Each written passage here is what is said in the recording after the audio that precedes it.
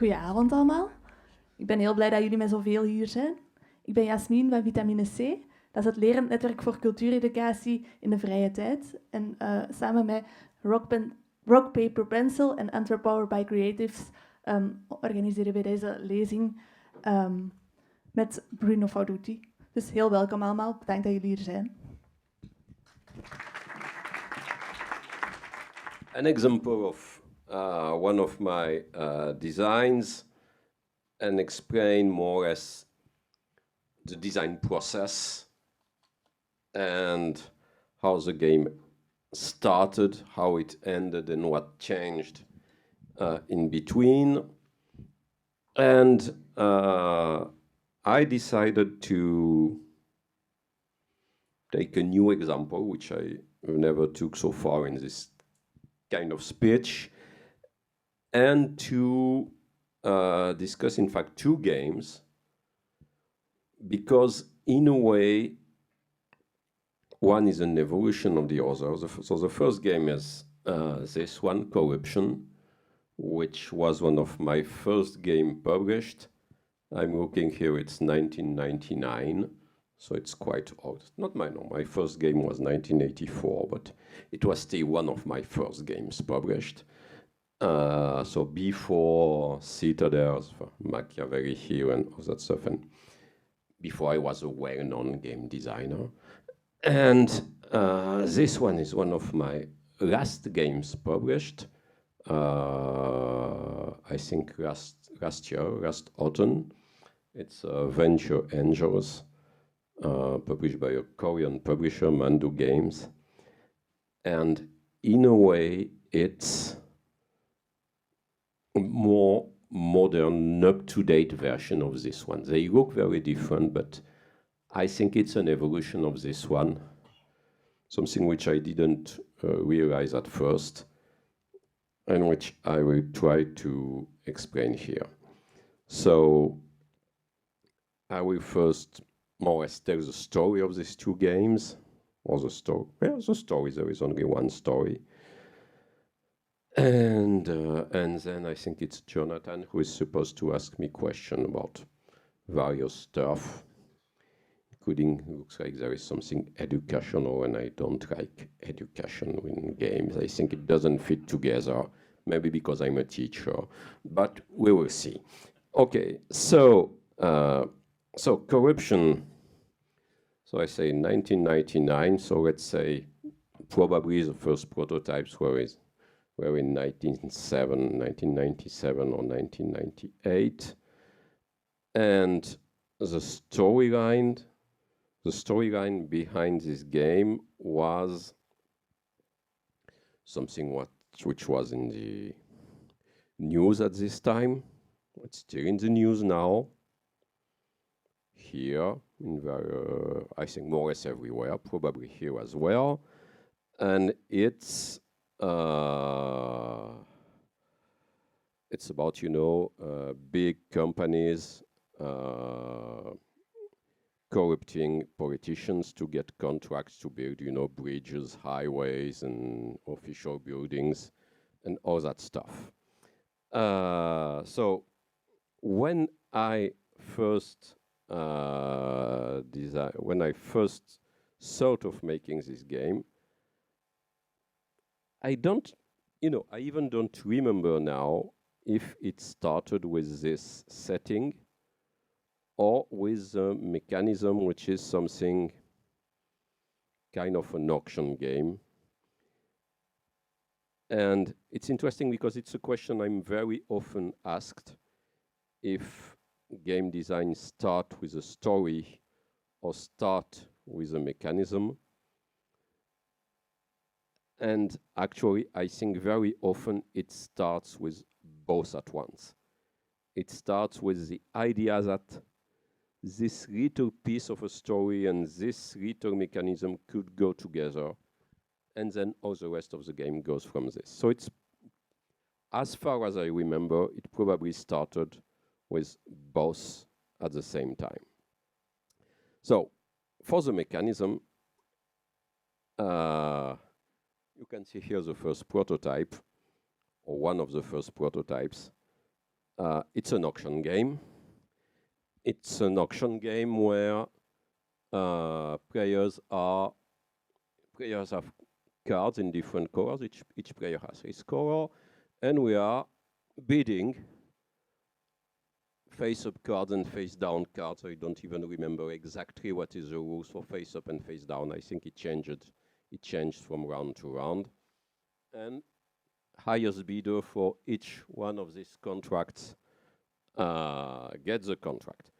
There were already, at this time in the 90s, several similar games, this kind of auction games where there is something in the middle of the table, either one thing after another, or like in this one, 5, 6, 7 things at the same time, and players have to play cards with values, try to be the highest bidder on as many of these items as possible.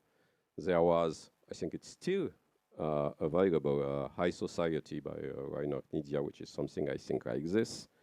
One I remember was Banana Republic. In a way, Condottiere by Dominique Erhardt is also something like this. For Sale by Stefan Dora is also something like this. There are many games, many multiplayer games where players play cards, half face up, half face down, trying to outbid the other players for different stuff. There are also a lot of two-player games working this way. I'm thinking of Shot and Totten, which is something very similar. I've made one, another one more recently with Ludovic Maublanc, which was Agent Double. And one of my favorite two-player games at the moment is Hanami Koji, which is a Japanese game, published by a Taiwanese publisher, but it's a Japanese game, and it's very, very, I think it's a great game. And it's a two-player game which is based on the same idea. You know, there are, I think it's 6 geishas in the center of the table, and you are playing various stuff, trying to outbid the other player and get them. And well, if I have time afterwards, I will tell a fun story about Hanami Koji. So some of these games have cards which are played one after the other. So central cards for which we bid. And some of these games have everything at once, which is the case in Corruption. I think we have, I don't remember if it's 3 or 4 rounds, I should check the rules, but 3 or 4 rounds, and in every round there are always these 6 contracts, and players are the companies which will try to get these contracts. So when I'm thinking now, it probably started from this bidding idea, and then I say, okay, what can fit with this? What can fit with this is indeed this companies trying to get building contracts. And I tried to make, and so it was fun, and I don't know if you see it here, but I remember it because I will show you the final game, which is not like this, but this was my prototype. And if you see the box here on the top right corner, it was made after what you see here. Well, this is the logo of Bouygues, which is the biggest French public works company. So it gives an idea of the humor which was behind the game, and I will explain later why. In fact, it was a bad idea. It's probably a bad setting. And so I made this, and the originality of the game, let's block it again, here it is. But when you decide to make a game which belongs to a family of games, where there are lots of games, like when designing a trick-taking game. When I decide I want to make a trick-taking game, I want to make something like Uno. I want to make, that's what I'm doing now, a blackjack variant. If you decide to make something which is based on a classic system, you have to find the little thing that will make it feel different. It must both be obvious that it's the same family, that it belongs to a family, and that it's a bit different. And there were, I think, 3 small ideas in this one. The 3 small ideas in this game were, first, there are none here. But, so the idea is that everyone, you have these 3 political parties. These were the French political parties in the 90s. They don't have this name anymore, except for the Socialist Party, but it almost doesn't exist anymore. And each party has 2 contracts, and players are playing. You see these envelopes with money trying to get the contracts. And a bit like in stud poker, sometimes you play face up, sometimes you play face down. This was the first original idea. I think that it was this growing thing. On the first one, everything was face up, if I remember well. Then a few cards face down, then a few more cards face down. And you could also place, send, give money directly to the different parties, in which case it meant that you didn't choose at once to which of the 2 contracts you gave it. You will decide afterwards when cards will be revealed. So cards will have a lower value, but you decide later.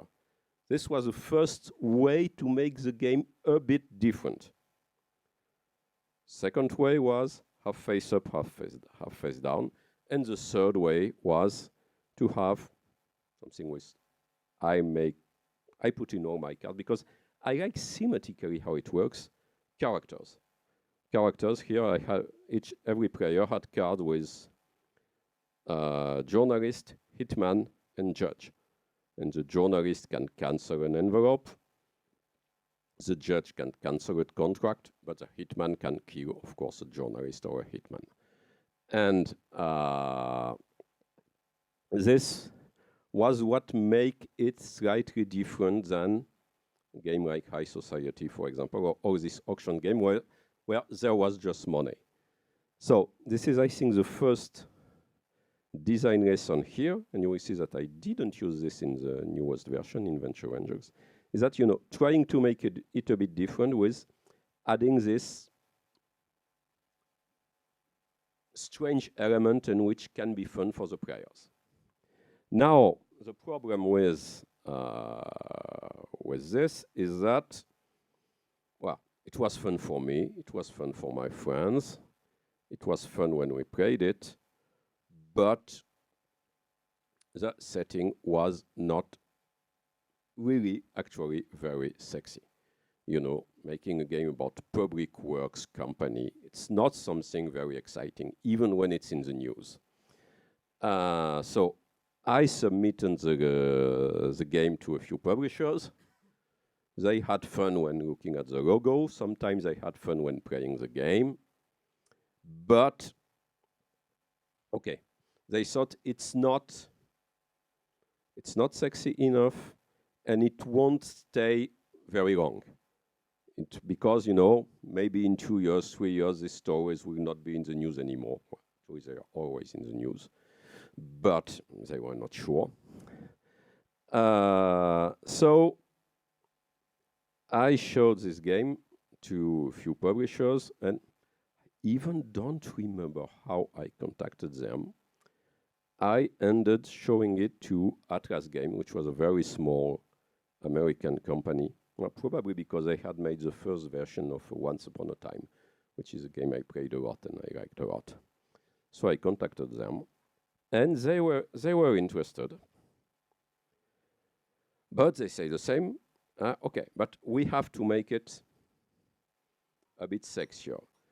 And the problem is that while I had put in this game journalist, judge, hitman, it was not possible to change the setting. If you really change the storyline,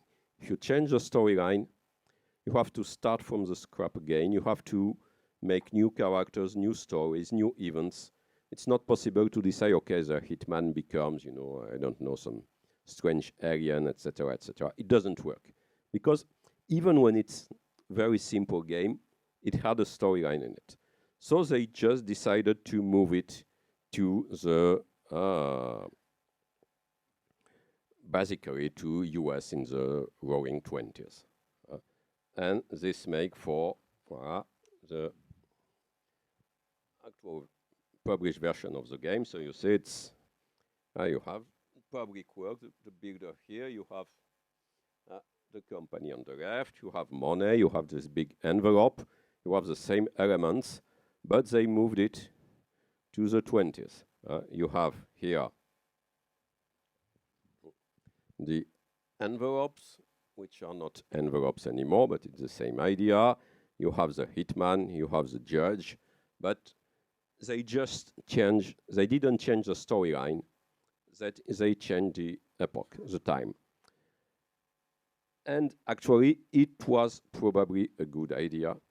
It was probably not enough to make the game really exciting, because, you know, okay, the 20s, the 30s, it's fun, it's exciting, but it's exciting if it's about booze, it's not exciting if it's about public works.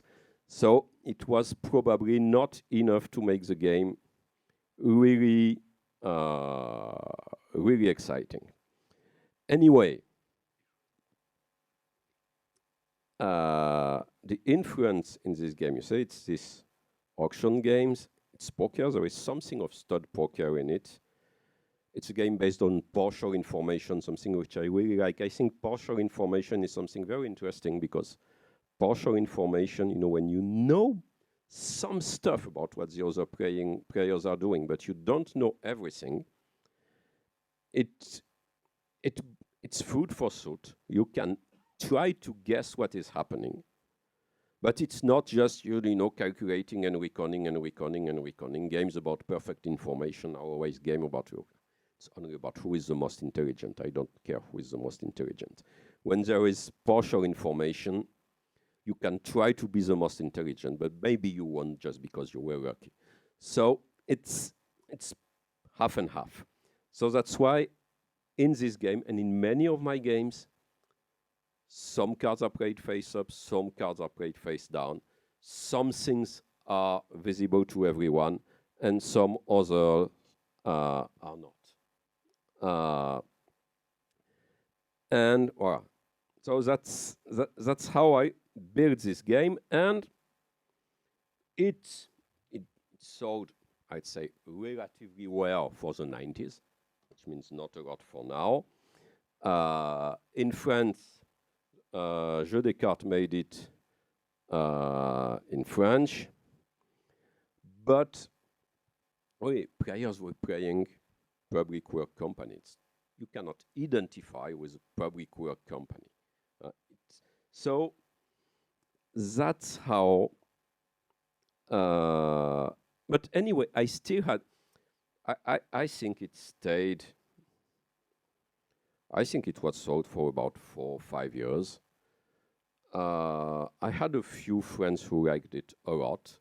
I still played it from time to time, but it was more or less forgotten. While other games, I'm thinking of High Society, for example, or For Sale, were not, which had similar settings and similar ideas, were not forgotten, because, you know, there was not this, I think, this idea of just public works, which is boring. So 15 years later, I completely incidentally had an idea to revisit this. And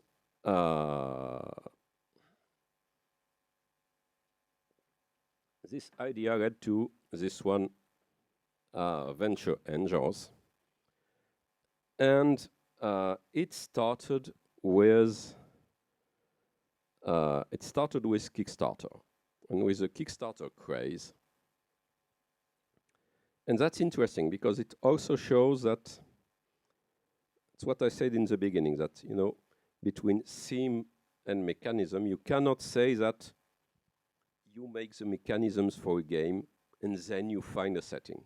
Or you cannot say that you write a story and then you design the game. It always goes step by step, one from the small part of the setting gives some mechanism which give ideas for a slightly different setting, etc., etc., etc. And when I say that it started with Kickstarter, there is something new with Kickstarter for an auction game. What struck me, not at once, I think I knew Kickstarter for already maybe 1 or 2 years when I had the idea. I say, okay, when you are, when a game or when anything is on Kickstarter, you are putting money and it works only if the minimal goal is achieved, if there is that amount of money. And I thought, oh, this has never been done into a game. And you could have an auction game where bidding is secret. And it's the first big difference between corruption and venture angels. In corruption, your bids were half face up, half face down. In venture angels, it's almost all face down, almost. So I say, okay, let's say that everything is face down, but you know where the other players are playing. You don't know how much. And if there is not enough money for something, if the goal is not achieved, no one gets it. So it started for the same thing. There is always 6 items auctioned in corruption. In venture angels, there is a strange rule that makes it depends on everyone. It can be a bit different. It depends on the number of players, but it's always between 4 and 7, more or less. So it's more or less the same number. Players also have, here it's no more cards, here it's chips, but every chip is supposed to be $1 billion. So you have $3 billion, $2 billion, and you even have a chip of $0 billion. So these chips are played face down under the goal cards, exactly like in corruption, except that everything is face down. But when everything is revealed, if there is not enough money bid on something, no one gets it. It's the Kickstarter stretch goal. It's not achieved. It failed. There's not enough money invested in this project, so it doesn't work. But so this was the basic Kickstarter idea, and I wanted to call this Kickstarter the game. The problem is that actually it doesn't really work with Kickstarter. Kickstarter gave me the idea for the mechanism, but it's not like this. Kickstarter is not really an auction game. You don't win when you pledge something on Kickstarter. It's not the player who pledges the most who wins, so it doesn't work. So I say, okay, I must keep this idea. I can tell that it comes from Kickstarter because it's fun. But I must find something else as a setting. And I had to find something where a project can work only if there is really a lot of money invested in it. So that's where it became, Silicon Valley with strange, fun idea. And so it's not the publisher, it's me who decided that, okay, the first Kickstarter idea was fun, but it didn't really work, which is a shame because, I had a few. The first prototype was about Kickstarter, and it was about games on Kickstarter. So I had Cohen the Barbarian, the Seventh Incontinent, and Cards Against Humidity, and Exploding Mittens. So it was really fun making the prototype, but it didn't really work. So I decided that it will be a game about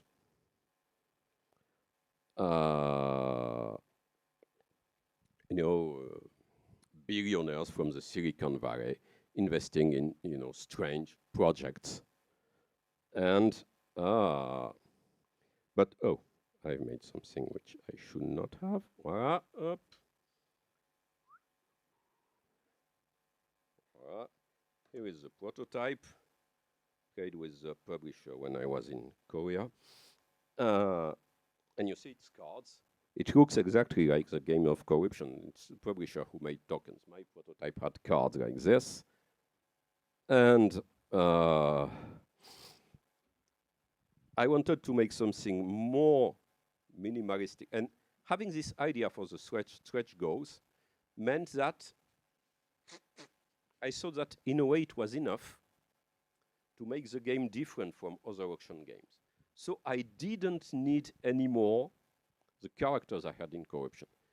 One of my great design philosophy, especially now, when I'm getting old and lazy, is to try to put as few elements as possible in a game. Remove everything unnecessary. So here I had a mechanism which was fun for the auction.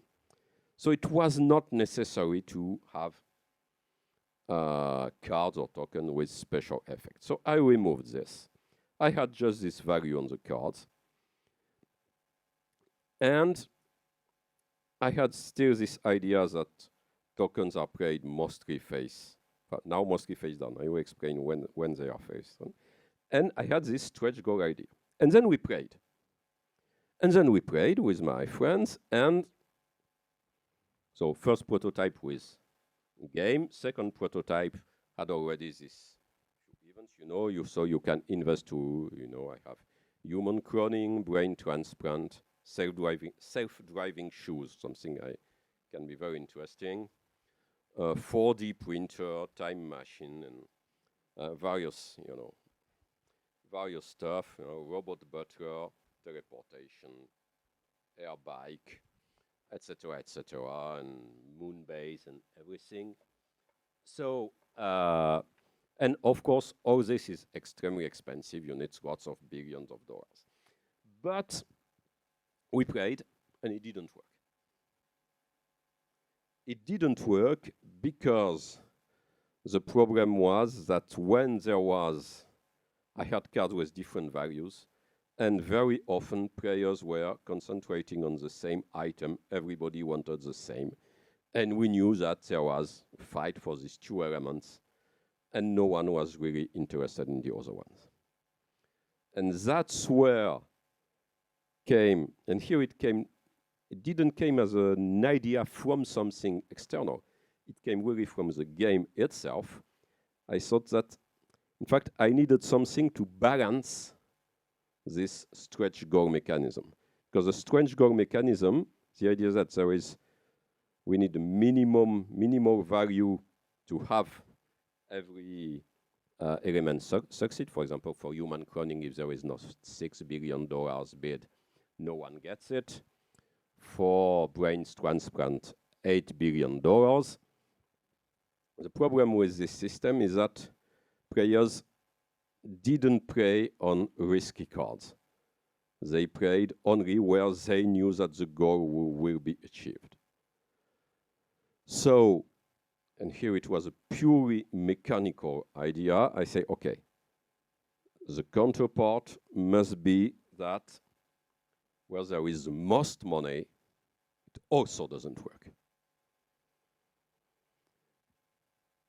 And this way it was balanced, because if you play where everybody has played and everybody is playing, if there starts to be a war for the big card, you are taking the risk that you are playing all your cards on something that will fail. And if you are also playing just a bit on everything, you are taking the risk that you won't get anything. Of course, I had to find a thematic version. And once again, it was like in Kickstarter. There is too much money, so someone left with the money, and you don't know where it is. And so I had these two mechanisms balancing themselves. And I really like when you can balance something in a very simple way. Because problem is very often, in a game you have, there are too many tokens, so we must find a way to eliminate them. There's too much money, we must find a way for players to spend their money. But very often it ends in, too many and many things just. And here it's very simple, and the two systems balance each other. So it means that all the ventures for which the sum of the players' bid is lower than the goal fail, but the single one with the most money also fails. And because there's some clever guy who left with the money. So it really creates a really nice balance. And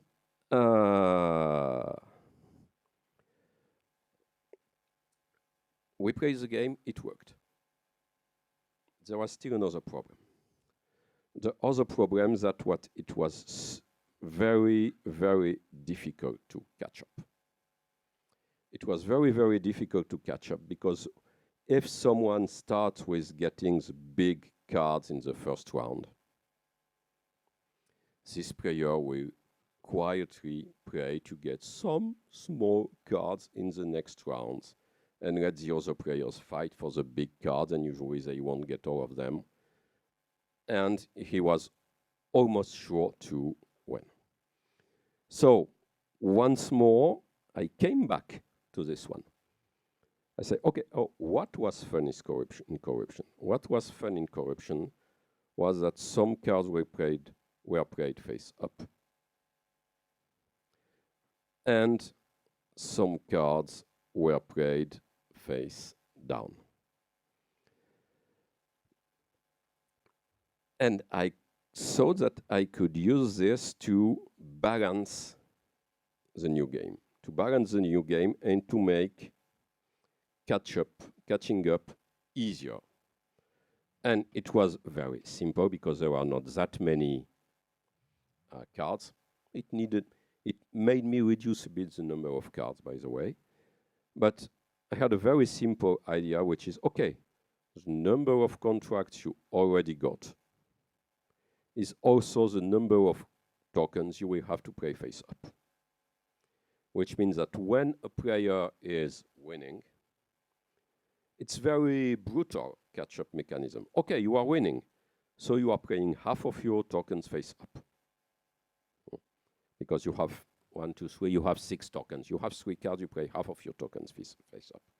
So you got the reverse aging and telekinesis and I don't know what, and dimension jump.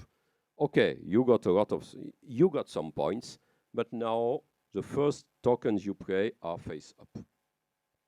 And this way the other players can see what you are doing. And if player has nothing, he plays everything face down, and it helps him a lot. And it's interesting because, you see these 3, it started from, this Kickstarter mechanism came from the theme, an actual theme which was changed afterwards. And these 2 other, original small little system in the game came just from this necessity to balance the game. And actually there are a lot. It's strange because I even don't intellectually understand why the basic game is so unbalanced and why it was so difficult to catch up. But we noticed it in every game. Difficult to catch up, difficult to catch up, difficult to catch up. So I had this. It was not enough. It was not enough. So I decided that, okay, something else is needed to handicap the winning player. And so how can I handicap the winning player? A good way is to decide that over the rounds of the game, you know what? I don't remember if it's 3 or 4 rounds in the end. How many rounds? There are 3 rounds. So 3 rounds, let's say usually if there are 4 or 5 cards, well, usually every player will end the game with 3, 4, 5 cards. So I must find something to handicap the players who have the most cards. And this was thematically easy. I said, okay, let's make 3 different categories of items. And so I have everything which has to do with space and time, you know, Dimension Jump, Alien Contact, a City on Mars, and Terraforming Mars. It's the only game which is still here.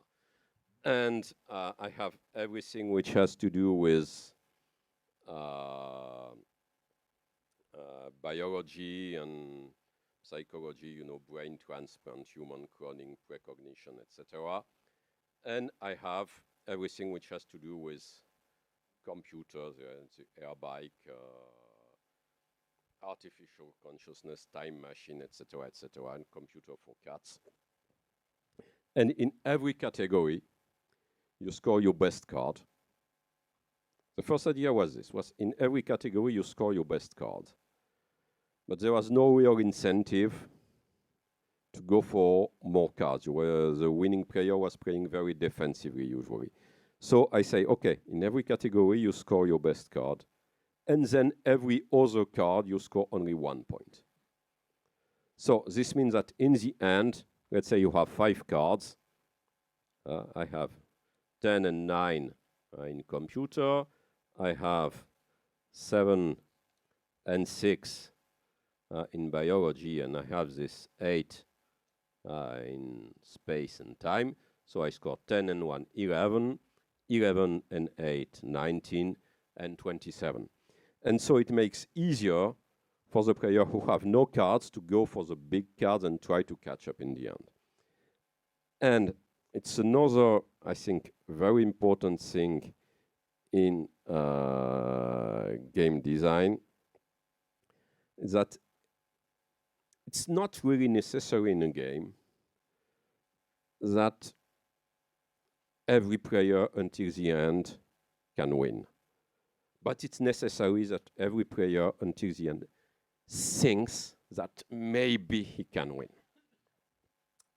So that you can always say, okay, I can try this and maybe it will work.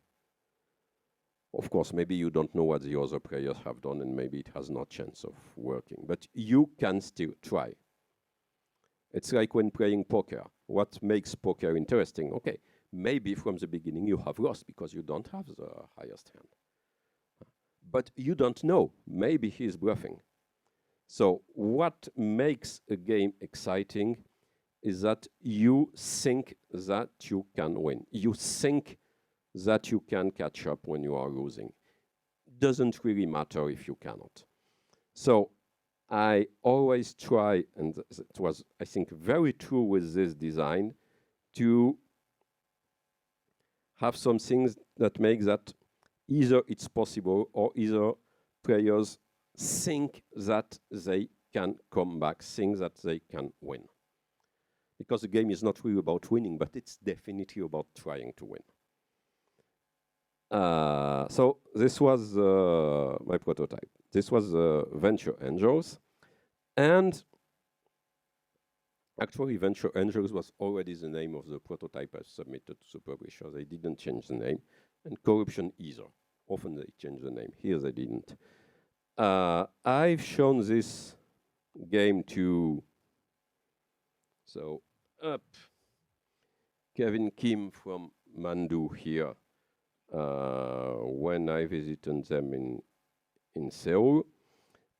And I think it's almost maybe the first or the second publisher to whom I showed this game. They liked it, they decided to do it, and they changed a few things in the game. And they didn't change any, in the mechanism, they just added one more catch-up system. There is a 2-point extra token for the losing player in the last round, just to give some small bonus to the last player. I think it doesn't change much. But they changed the components. They changed the components, and here we are. And so they replaced my cards with tokens. And it's interesting because I actually think that the game works much better with these tokens than with cards. And there are two reasons for this. The first is the physical element of playing tokens like this, even when you don't pile them. We try to pile them. I don't know why we decided that in the end it's better places, but there is something very physical with tokens, and also that I think it's about bidding, it's about betting. There is always this invisible reference to poker. It doesn't play like poker. It's not a poker game, but there is some bluffing. There is some trying to outguess or outguessing the other players. And when you use something like this, it feels a bit like poker. And I think that it gives something to the game. Well, it even works in a game which has nothing to do like poker, like Splendor, a game I really don't like. But I think it helps. It makes a lot for the game. So they change this. For the rest, I think they kept more or less the same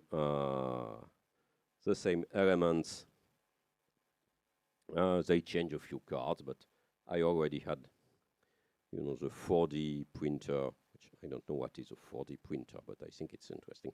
So they kept more or less the same the ideas I have here. They changed this for this element, and it really, I think it really made the game much more exciting. And in the end, when we play, it looks like this. Voilà. So you see, you have the elements. You draw a certain number of tiles up to a certain value, which depends on the number of players. So that's why the more players, it's a bit more, the more tiles. I have the element.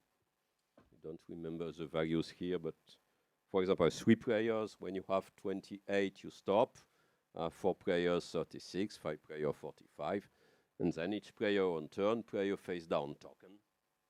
And then we reveal where the total value of the token is lower than the value of the tile. No one gets it. The one tile with the highest total value, no one gets it. And the other goes to the highest bidder. If there is a tie, it's very simple. It goes to the player who played the token first. And that's it. And on the next round, here, for example, you see that yellow and white player. Oh, there are 2 white 0. It's impossible. I didn't notice. There are only 1 0 for every player. The 0 is, of course, for bluffing, because it's a bluffing game. So you have card of value 0. I think it's 0, 2, 3, 3, 4. I'm not sure. I'm not. I must check. But every player. Well. Yeah, it's 0, 2, 3, 3, 4. That's it. So, and you do this 3 times, and then you count your highest valued tile in every category, 1 for every other tile, and that's it. And so you see, it looks different than corruption. I think in a way it plays different. But when I first had the idea for this one, I didn't think of corruption, but it jumped to my mind very soon afterwards that, in fact, I was, developing this older game, and in a way making, I think, in a way, a more modern version, because less special cards and replacing the special cards with this special rules about canceling, about stretch goals, and about the highest valued element tile cancelled. And the art, in both games, the art is very minimalistic. I think it fits also very well with the game. And, well, and that's it. So, also these 2 games, I think, the reason why I've said everything I have more or less prepared. So now I'm improvising because I think I have still 5 or 10 minutes. I think what makes this interesting also, I think these games are very representative of what I try to do in games. What I try to do with games now is to create intricate relations between the players. It can be bluffing. It can be, stupid mimic game like the one we playtested this afternoon. It can be storytelling game. It can be anything. But trying to make relatively complex relations between the players with as few elements as possible. Because there's no need to read 20 pages of rules if it's just to create the same kind of tensions, the same kind of relations between the players that you can have with one page.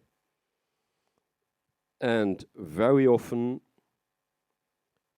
my first game designs were often complex, and I had to remove stuff to make them simpler. I don't remember everything with corruption, but I'm quite sure that in the first version I had more special cards with different effects. And now, and that's what happened with this one, now it goes the other way. Now I think I've learned to start with one or two ideas and add one or two and stop there. And it makes designing games for me much easier than it was when I had to start with something relatively complex, relatively intricate, and slowly remove everything unnecessary. Okay, I think that's most of what I had to say about this. You have, I don't know, maybe someone has questions?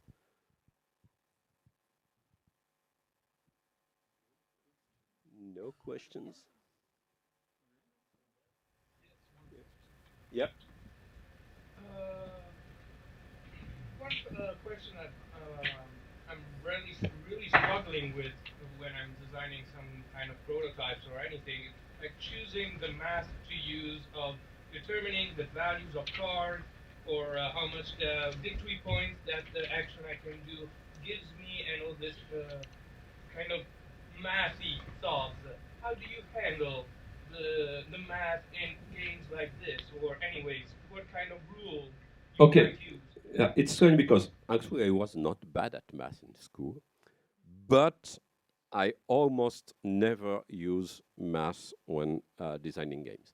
It's just trial and error. Okay, I play with my friends, and we say, okay, that's a little too much. That's a little too few. Let's add 1 point here, remove 2 here.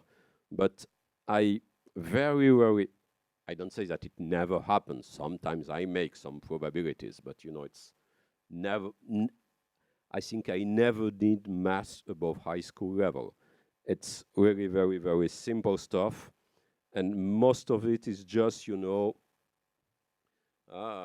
tuning and trying to get, and just when playing and you feel it's too much or it's not enough. I don't do complex math. I don't have, Excel sheets with all the cards from my games. I don't do that kind of thing. I know other designers do it, and it works, and they design great games. But I don't work this way. Even for my relatively complex games, it's there is nothing very really formalized about the way I fix the value. Here, I know, for example, I'm quite sure that in Venture Angels, the first versions, the cards had higher values. And I lowered them just because when we played, we thought that, oh, okay, this is too much. Yep.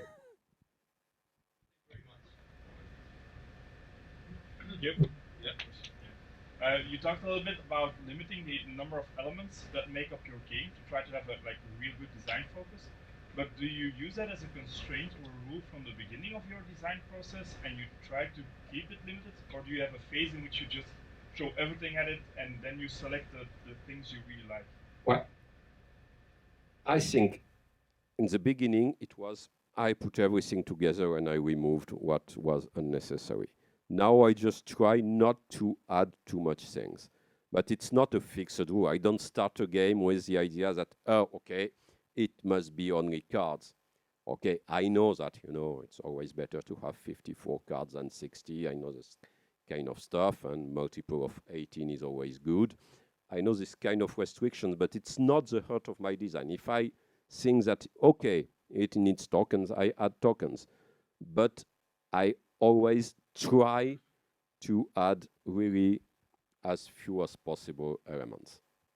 But I don't start a game with, okay, I will make a game with exactly this, and this. No. Okay. Then for the next 10 or 15 minutes, I will try to get this conversation over to the uh, art educational side. But first, a quick question for the audience. Who of you are developing games in their free time or professionally? Whoa, Okay. a lot. Yeah, that's nice. And who is occupied by art education? Okay. Try to connect, please. I think it can be interesting. So try to connect when we're having a drink outside later. And then a question for you. One that I always try to ask when people talk on events we organize. Um, why do you start it, or why do you develop games? Well, it's a good question. Uh, I think I have my very own theory about why we need to play games, which is that basically, and why we more and more need to play games, because I think people play more games now than they did 20 or 30 years ago, and even more than they did 200 years ago. Uh, and I think because we are living in a complex world, every day more and more complex, we don't understand how it works. We have absolutely no idea what is the goal of life, why we are here, all that stuff. We don't know. And it's a bit, I think it generates some anxiety. And games are good for this because, when you play games, you know the rules. You know the rules of the world? I have no idea. When you play games, you know the goal. In real life, no one has the slightest idea what the goal is. It's sex, money, and the return of Christ, or I don't know what. We don't know. In a game, okay, I need to win. To win, I need money, or need to kill you, and so it's very clear. So it's a way of simplifying life for a while, and I think life is very complex, so it needs to be simplified for a while. So I think that's the reason why we play games. The reason why I design games is a bit different. I think I would have liked to be a novelist, to write novels, but I'm far too lazy. And designing games for me, it really feels like starting to write a novel and stopping just when the real work should start. Stopping just when, okay, you have the structure, you know more or less where it is going, you know more or less how it will work. Okay, now I don't write the story, the players will write the story. So it's easy in a way, or in a way for me it's easy. Much easier than what I'm sure I would prefer to be known as a novelist than a game designer. But I cannot be a novelist, so I'm a game designer. That's an honest answer. So I immediately think about the storytelling part. But it's interesting that you say that actually I just create a context and the story is made by the players themselves. Is that what I understand correctly? And so every time there's another story to be told or things like that, but you, I think about um, where the stories could lead to, or you just really leave it up to the players. I really leave it all to the player. I don't design games to tell something to the players. And I think the great novelists don't write novels to tell something to their reader. This is the bad novelists. And so I just design a game which I think will be fun to play, which means that players will have fun, interacting together and building this. Even an abstract game is a story. Even when you play chess, it's a story. A game of chess can be retold. This happens and then this and then this. It's a story. So I just let the players build this. But but what? Okay. Okay. Does it have any connection with the "I hate education" quote? What do you mean? Like I stop even thinking about what the story can be. I just create a context. Mhm. Is it because you don't want to push something, or you don't want to really explain or take the lead in the story? Also, it's also from what I told about that games are kind of very, very simplified. Uh, Games are simple. Game have rules, game have goals, and playing games is just having some rest. So if I suggest that this game is about teaching or explaining something about reality, first I think it will make the game less fun, and in a way it will be dishonest. I'm a historian, but I'm teaching economics at school, and in economics we have something which I mostly hate. Sometimes it can be useful, which are abstract economic models. And economic models are dangerous. They are dangerous because they are used to show, well, they were devised to help understand reality. Now they are used to show that reality should be that way. And if reality is not like the model, it means that we have to change the reality. And uh, games are, I think almost all games work like economic models. But they are just models in nowhere, reading nowhere.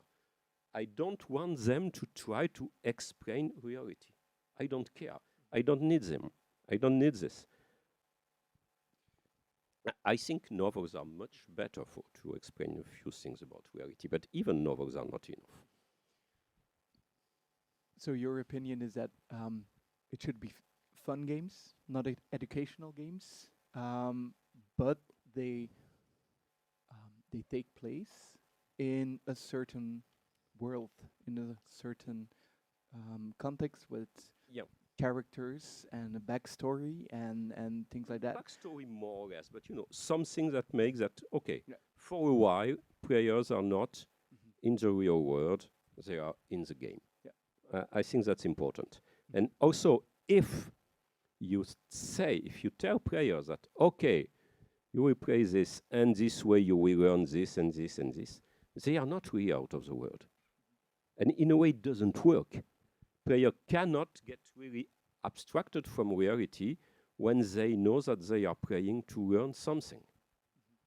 But I do see a strong comparison with um, the arts or the fine arts, or the art education. Um, that, correct me if Yeah. in your opinion wrong. Mhm. If because it's not one truth or too complex um, to just talk about it, and we need to simplify the things. It can be more fun, or it should be more fun sometimes than more just information that is told to the audience. So I I I see the comparison, but You know, I I think want that, the expert's yeah, voice on it. I don't know if I'm the expert. I think there is a big difference between, a lot of arts I'm thinking of literature, but also music or paintings and games. When you read a novel, when you look at a painting, even when you listen to music, more or less, you can always imagine that there is something behind. When you are reading a novel, you can, okay, the hero is acting that way. You don't know exactly why. You don't know exactly what the writer had in mind when he wrote this. I'm now in the train when going here. I was reading, I don't know the English name, Pure Obscure. It's Clarity and Obscurity by Soseki, which it's a very heavy novel, and well, more or less in 400 pages, almost nothing happens. The hero goes to the doctor, and his wife goes to the theater, and that's all. And so you have lots of Spoiler. explanations. Yeah, thanks for the spoiler. You have lots and lots and lots of explanation because almost nothing happens. And you always think that, well, maybe there is something behind. Why is he saying this? Why is he thinking this? Etc. Etc. Etc. This doesn't happen in a game. Games are completely closed on themselves. There are the rules and nothing else. When every player is, it's not that true about role-playing games. It's something else. But in board games and card games, everything is completely closed. It's completely closed system. So there's no trying to go further. You cannot. And if you try it, I think it's false. Because you're leaving an open end. Yeah, well, of course. I think we are living in open, and I think life is quite open. Lots of things that we don't understand, and it's nice that way. But sometimes we need a closed system. Are there any more questions? Okay. And I think that's why I always a bit worried, because in a way I think game. I thought that I'm a bit like writing a novel, and game. I very often insist on the idea that game is something very cultural, like literature, like music, etc., etc. But they are much more closed than any other kind of art that I know. Maybe music is a bit closed, but even.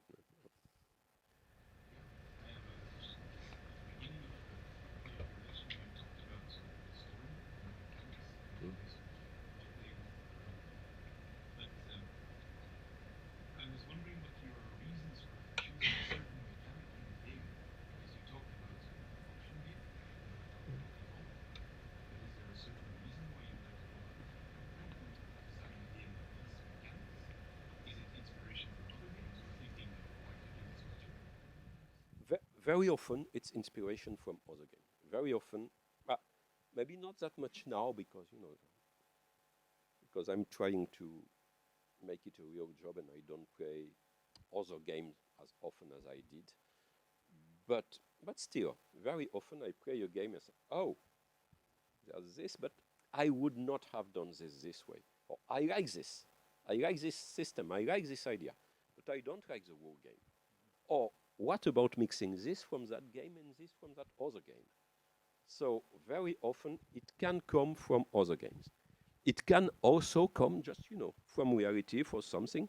I talked about this Kickstarter idea. It didn't come from a game. It came from seeing how Kickstarter works. So I think it can come from anywhere, but very often it comes from other games. Any more questions? Okay. And I have one final question. Yeah. Do you see yourself as a creative, or maybe games as a form of art, cultural products, or just a guy working in the entertainment business? That's a good question. That's a good question. Because in a way, I see myself as a kind of artist. I think I have a style, things I like. After all, I get royalties like from musicians and writers and other. So I think it works like something cultural. That's true. And I also think that the entertainment dimension of game is very important. But books and music are also for entertainment. So I think it can be both. That's where they collide. Perfect. You're here for a while, having a drink, so Yeah, people of course. can come in, ask some questions, or try to push their games and ideas on you. Oké.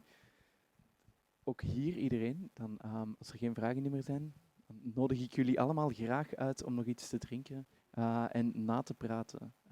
En vooral met elkaar in contact te komen en alles te proberen te verbinden. Oké. Bedankt om er te zijn op deze zaterdagavond. Thank you for being here.